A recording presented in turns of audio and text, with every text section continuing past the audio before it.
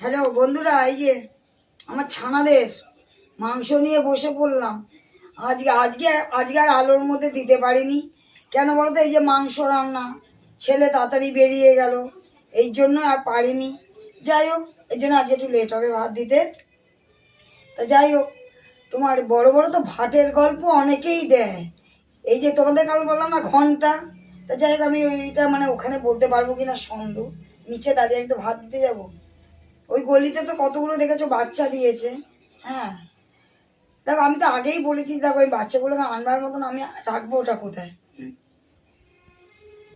তা নাই নাই করে গোটা 15 বাচ্চা দিয়েছে। এবার দেখো রাখবো ওটা কোথায়? তা এখন ওখান থেকে বলছে আমার বাড়িতে শিফটিং শিফটিং শিফটিং শিফটিং করতে বলছে, শিফটিং আমার বাড়িতে।